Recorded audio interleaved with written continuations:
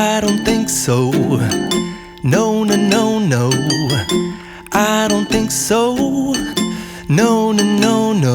It's never ever. ला करता है, मैं रोवत हूँ सृष्टि को, सृष्टि रोवे मोहे, गरीबदास इस वियोग को समझ न सकता कोई। जो जन मेरी शरण है, ताका हूँ मैं दासे, गेल गेल लाग्या फिरूं हूँ जब तक धरती आकाशे। पुण्यात्मा, परमात्मा कहते हैं जो मेरी एक बार शरण में आ गया उसको मैं छोड़ूंगा नहीं, उसके साथ रहूंगा। ठीक है, उसका दुर्भाग्य है वो जो यहाँ से निकल नहीं पा रहा, फिर भी परमात्मा इतना दयालु है, आपके पीछे पीछे फिर रहा है। अपना आत्मा विचार करो, ये पुस्तक आपको प्राप्त हुई या टीवी सुनने को प्राप्त हुआ।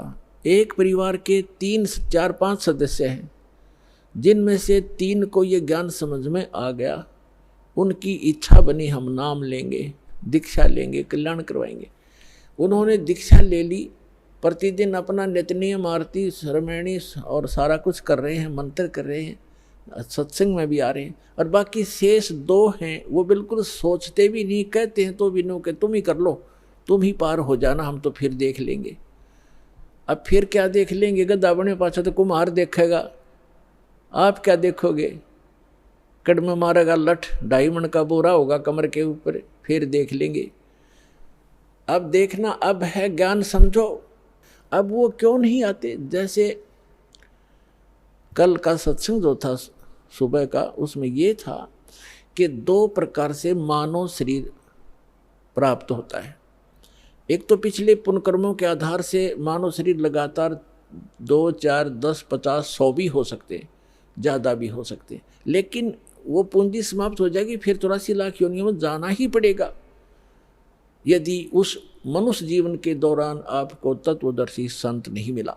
अब जो प्रश्न चल रहा है, मानव शरीर प्राप्त करके जो प्राणी सतभक्ति नहीं करते, 2 प्रकार से मानव शरीर प्राप्त होता है। एक तो बता दिया आपको पूर्व जन्मों से, जैसे परमात्मा सन 1398 में सतलोक से चलकर आए थे, 1518 तक 120 वर्ष इस धरातल पर रहे, काशी के अंदर बनारस में जुल्हे के कार्य करते रहे और अपने बच्चों को एक समय में 1-1 हज़ार स्थान पर प्रकट होकर परमात्मा ज्ञान सुनाया करते थे, उनको लाभ देते थे, आशीर्वाद देते थे, सुख हो जाता था। वो मंत्र जाप करते थे। 64 लाख शेष हो गए थे उस दानक के, जुलाए के, एक गरीब झोंपड़ी में बैठे व्यक्ति के 64 लाख शेष, इतना सुख दिया था परमात्मा ने। तो उस समय आपको चार्ज कर गया भगवान, कबीर भगवान, और उससे आपके मनुष्य जीवन होते हुए आ रहे 64 लाख शेष थे उस टाइम। 64 लाख, ना कोई मीडिया था, ना कोई माइक स्पीकर था। वो परमात्मा असंख्य रूप बना सकता है। तो जिस कारण से उसने आप सभी को चार्ज किया, आपके मनुष्य जीवन होते हुए आ रहे हैं, और आप पूजाएं भले ही दूसरी करते रहे, लेकिन पूर्व जन्म की बैटरी चार्ज थी, आपको सुख मिलते रहे। फिर भी कोई दुख क्रम का आता है तो आप इधर उधर भागते रहे, कोई मंदिर में, कोई गुरुद्वारों में, कोई पहाड़ों पर, कोई गुफाओं में, या किसी संतों की खोज करते रहे, उससे लाभ कुछ नहीं होना था आपको। और दूसरी प्रकार के जो व्यक्ति है, आपको बताया कि जैसे एक तो 84 लाख सभी प्राणियों के शरीरों में से गुजर के निकल के एक मानव शरीर टर्न वाइज मिलता ही मिलता है, स्त्री या पुरुष का। तो जो ऐसे 84 लाख योनियों से निकल कर आए हैं, वो काल के पक्के हैं, वो काल की फर्द में चढ़ गए, वो काल की रजिस्ट्री में है। अब वो भक्ति नहीं कर सकते। एक परिवार में 3 नाम ले चुके हैं, सच भक्ति कर रहे हैं, उनको समझा रहे हैं, वो ठीक ठीक तुम कर लो।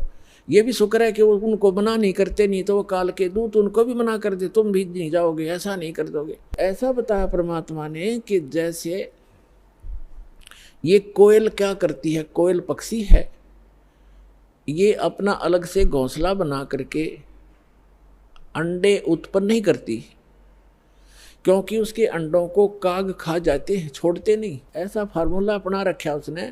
जैसे मादा कवि ने अंडे उत्पन्न किए घोंसले में, और वो जाती है चुग्गा चरने इधर उधर, वो देख लेती है कि चलेगी काफ़ी दूर, तो उसके घोंसले में अपने अंडे उत्पन्न कर देती है।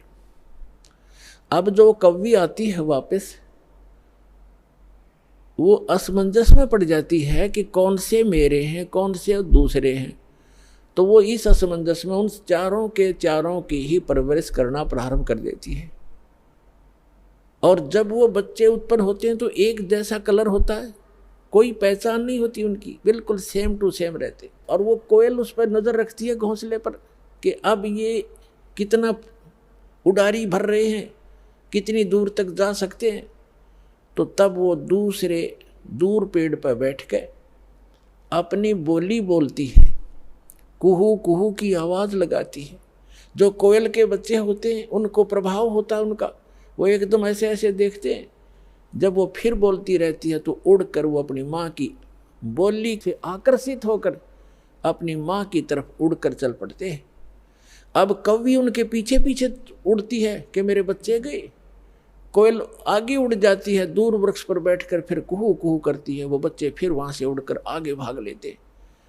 अब कौवी ये सोचती है ये तो गए सो गए, पिछले बच्चे रह गए, उन पर कोई आपत्ति ना आ जाए, उनको संभालूं, आकर के वो वापस आ जाती है। तो कहने का भाव ये है कि उस घोंसले में 4 बच्चे थे, 2 कोयल के 2 काग के। कोयल वालों के वहाँ बोली असर कर गई, काग वालों के वहाँ में भी नहीं, वो देख नहीं रहे, वहीं बैठे आराम से। तो इसी प्रकार समझना, जो परमात्मा के पूर्व जन्म के संस्कारी बच्चे हैं, संस्कारवश एक ही घर में जन्म भी है, जो काल वाले हैं वो नहीं मानेंगे, और जो कोयल के बच्चे हैं वो सतलोक आश्रम पर वाला में जल्दी आ लेंगे, ज़्यादा देर नहीं लगाएंगे। यानी जो परमात्मा के बच्चे हैं, पूर्व जन्म के संस्कारी हैं, वो शीघ्र आ जाएंगे। परिवार के परिवार आ रहे हैं, वो सारे के सारे कोयल के हैं, भले ही वो काल के घोंसले में यहाँ यानी इस लोक में जन्म हो गया। एक जैसी क्रिया थी पहले, तो अब बदल जाएंगी, एकदम चेंज हो जाएंगी सब क्रियाएं भक्तों की, भक्तों जैसे लक्षण हो जाएंगे। तो इस प्रकार तो क्या बताते हैं परमात्मा, जो जन मेरी शरण है ताका हूँ मैं दासे, गेल गेल लाग्या फिरूं जब तक धरती आकाशे।